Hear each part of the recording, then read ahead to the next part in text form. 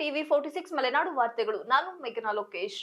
ವಿದ್ಯಾರ್ಥಿಗಳು ತಮ್ಮ ಕಲಿಕಾ ಸಂದರ್ಭದಲ್ಲಿ ಉತ್ತಮ ಬರವಣಿಗೆ ಮತ್ತು ನೆನಪಿನ ಶಕ್ತಿಯನ್ನು ಹೆಚ್ಚಿಸಿಕೊಳ್ಳುವಂತಹ ಚಟುವಟಿಕೆಗಳಲ್ಲಿ ಭಾಗವಹಿಸುವ ಮೂಲಕ ಜ್ಞಾನಾರ್ಜನೆಯ ಮಟ್ಟವನ್ನು ಹೆಚ್ಚಿಸಿಕೊಳ್ಳಬೇಕೆಂದು ಕ್ಯಾನಳಿ ಪಂಚಾಯಿತಿ ಉಪಾಧ್ಯಕ್ಷರಾದ ಹುಲ್ಲಳ್ಳಿ ಪ್ರತಾಪ್ ವಿದ್ಯಾರ್ಥಿಗಳಿಗೆ ಸಲಹೆ ನೀಡಿದರು.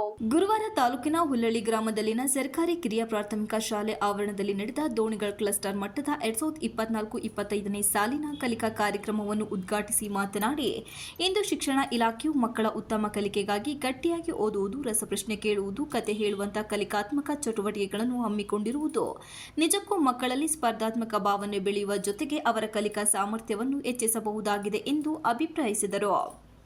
ಈ ಸಂದರ್ಭದಲ್ಲಿ ಸಂಬಂಧಪಟ್ಟ ಎಲ್ಲ ಕ್ಲಸ್ಟರ್ನ ವಿದ್ಯಾರ್ಥಿಗಳು ಭಾಗವಹಿಸಿದ್ದರು. ಈ ವಿದ್ಯಾರ್ಥಿಗಳಿಗೆ ಎಫ್ಎನ್ಎಲ್ಗೆ ಸಂಬಂಧಿಸಿದಂತೆ ಕಲಿಕಾ ಚಟುವಟಿಕೆಗಳನ್ನು ನಡೆಸಲಾಯಿತು. ಗಟ್ಟಿ ಓದುವುದು, ಅಂದವಾದ ಬರವಣಿಗೆ, ಕತೆ ಹೇಳುವುದು, ಕತೆ ಕಟ್ಟುವುದು, ನೆನಪಿನ ಶಕ್ತಿ ಹೆಚ್ಚಿಸುವ ರಸಪ್ರಶ್ನೆ ಕೇಳುವುದು ಮತ್ತು ಸಂತಸದಾಯಕ ಗಣಿತ ಹೇಳಿಕೊಡುವ 7 ಚಟುವಟಿಕೆಗಳಲ್ಲಿ ಮಕ್ಕಳು ಭಾಗವಹಿಸಿ ತಮ್ಮ ಕಲಿಕಾ ಗುಣಮಟ್ಟವನ್ನು ಪ್ರದರ್ಶಿಸಿದರು. ನಂತರ ಸಮಾರೋಪ ಸಮಾರಂಭದಲ್ಲಿ ಗೆದ್ದಂತಹ ಮಕ್ಕಳಿಗೆ ಬಹುಮಾನ ನೀಡಿ ಪ್ರೋತ್ಸಾಹ ನೀಡಲಾಯಿತು.